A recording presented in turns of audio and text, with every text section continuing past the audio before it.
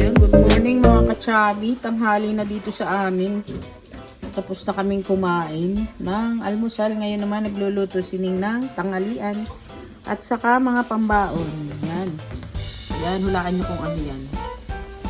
Kamuting kahoy. Kamoting kahoy, binagkat. Nabili din sa Indian store ang kamote. Ito naman ay nilagang baboy. Lalagyan na lang ng mga gulay na gaya ng syempre nga repolyo. Ito naman po ay nilagang manok para po sa may order ng pansit. Order na hindi naman binabayaran. Yung mga kasama namin sa trabaho. Yan, may pa-birthday namin po naman yan. Hindi naman nila. Pero yan talaga yung order lagi nila. Na, syempre nga, walang bayad. Ayan na po ang ating cook, si Kachabi. Siya po lagi nagluluto, syempre nga. At siya ay talagang cook natin. Siya ay masarap magluto. Dibaga. Ito po naman yung talong. Napaka-cute ng talong doon sa binilhan namin, mga Kachabi. Kakatuwa, fresh na fresh. Dibaga, oh. Kapipitas lang nito. Siguro yung mga 3 days, 2 days ago. Sariwa. Dibaga, nag-aano siya na para sa gulay na pinakbet. Right. Yan. Ito ang ating pangsahog sa ating nilaga. Meron na. Meron na daw po yung ito na po daw. Mga kachabi, pasensya na kayo. Yan, ito na daw ang repolyo. Tinanggal na dun sa ano. Tsaka, some okra. Diba? Mga kachabi, gamit naming asukal ay pula. Para sa mga hindi nakakaalam, para hindi mabuo ang inyong sugar, ay ang sikreto daw, ay lalagyan ninyo ng mga ilang pirasong marshmallow para daw hindi mabuo yung sugar pag ini-stack ninyo yung sugar. Lalagyan nyo ng marshmallow. Pansahog natin sa pinakbet. Ito na din yung mga gulay na pansahog sa pinakbet. Hiniwa na ang sibuyas. Late na tayo dahil may iba tayong ginagawa. Ayan, okra, talong. Siyempre nga, walang ampalaya dahil hindi ko siya bet. Hindi ko bet ang ampalaya. I know it's healthy. Ito naman pampansit. Ayan, ito ang pangpakbet. Ako ay nagtitiklop ng aming mga nilabahan. At the same time, nanonood ng TV. Diba? Paano tayo matatapos ay nanonood nga ng TV. Tingnan natin yung ating mini garden na hindi natin masimulan dahil for today's video ay malamig. Maginaw siya ngayon mga kachabi. Ito na yung magkaiba siyang variety ng pechay. Di ko nga alam kung pechay, bok choy, pak choy. Basta sabi ay pechay ay. Pero magkaiba sila. Naunang tumubo yung na dito. Yan, following ito. Let's see kung anong update natin pag lumaki-laki na sila. Kaya itatanim natin sila dito sa ating ginawang planter box. Yan.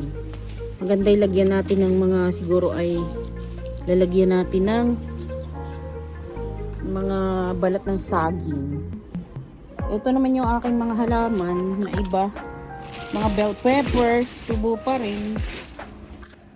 Ito naman yung aking mga bell pepper. Tumutubo pa rin siya. Yan. Yung ating insulin plant. Yung rubber tree.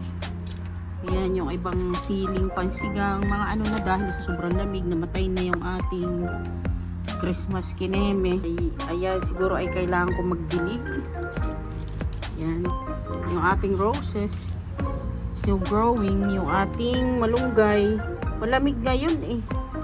Sili. Ipopruning ko sila kaso ay tubo ng tubo yung bunga.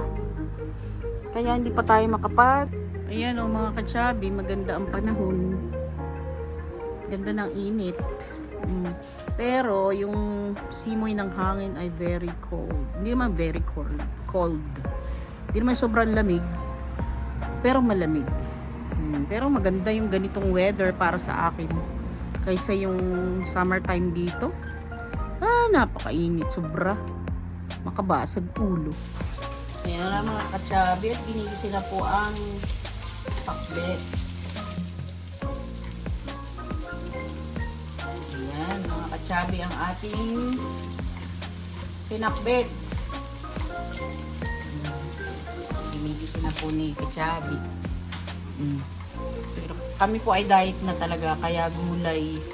Mga gulay na lang po. Kaunting meat. More on fish. Chot. Ayan. Kailangan po namin bumalik na uli sa aming mga alindo. Oh my God! Kailangan. Wow! Kami. Oh my God! Ngayon po kami kaganapan. Ngayong darating na summertime. Ayan.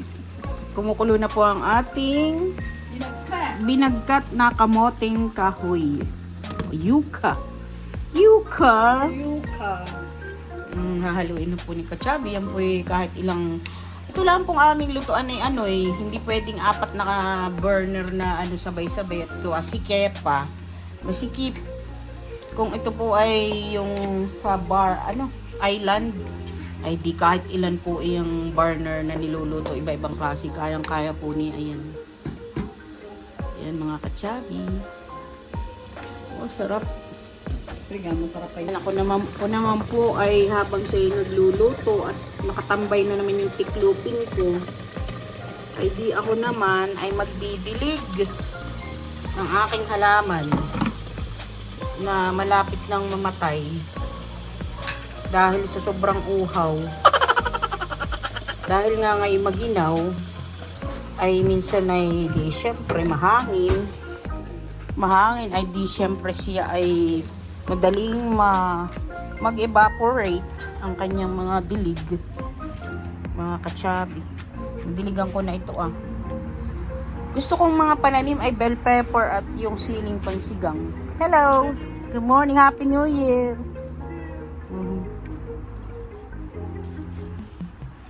Ito naman ang ating, hindi ko alam kung lemon, baka more on maybe lemon.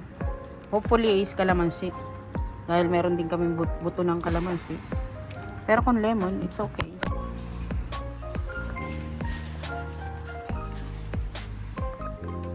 Ayan, diligan natin ito mga Kachabi.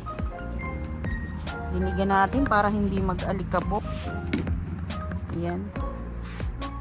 Maliit lang itong aming patio. Sana, ang ginawa nila, diniretso na lang dito sa harap ng bahay.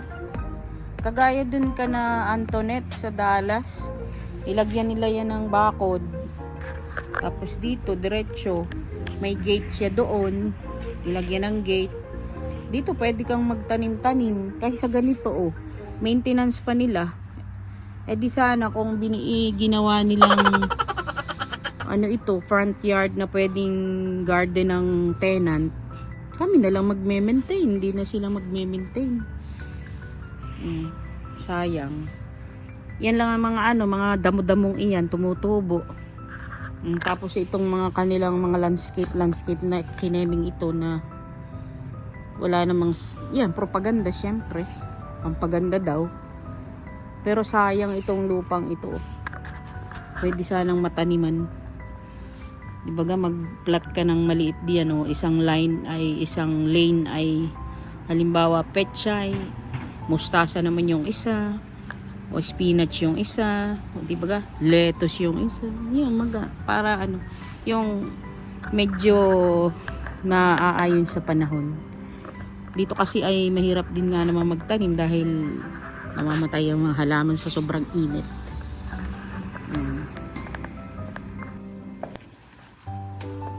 Ayan ang mga Kachabi ang binagkat. Sarap. Masarap-sarap, labog-labog. Hindi naman siya nalalabog. May mga ganun pala ni. Yung sa gabi, meron ding hindi nalalabog. Sa mga katsabi ang mga itsura. For today's video. Kahit sino naman pag nasa bahay, diba? Wala ka namang magpaganda ka pa dito. Diba ga? Magpapagupit na naman tayo mga katsabi. At ito naman ang ating homemade na tocino. Ayan mga katsabi. Sa mga gustong mag-order in the future pa yun. Tetestingin pa natin. Ayan mga katsabi, kaso paano yung mga nag-order dito? Hindi naman nagbabayad. Panailangang order. Ayan mga katsabi, gagawa tayo ng sarili nating tocino. Ayan, si katsabi ay gagawa ng tocino. Para parang nagki-crave siya sa tocino. Hindi na kami masyadong bumibili ng mga sa store na mga tocino, longganisa, yung syempre nga preservative, additives. Alam na ninyo, iwas-iwas na tayo. Healthy goal na nga tayo, di ba? Healthy living. Ayan. Hopefully. Ayan mga katsabi, at luto na ang ating pinakbet. Sarap. Di ba ga?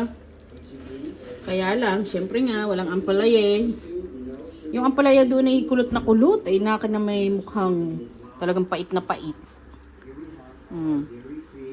Yan po ay mga babaunin namin sa trabaho. Ang niluluto namin ay for the whole week na meal. Alternate na lang. Minsan may sabaw, minsan tuyo. Yung mga ganun-ganun. Okay lang naman kami sa ganung ulam. Di naman kami picky. Kaya nga ganito kami kataba. Yan po. At naka-glove si Katsabi. Siyempre nga. Nahalo na niya. Nilagyan po ni Katsabi ng mirin.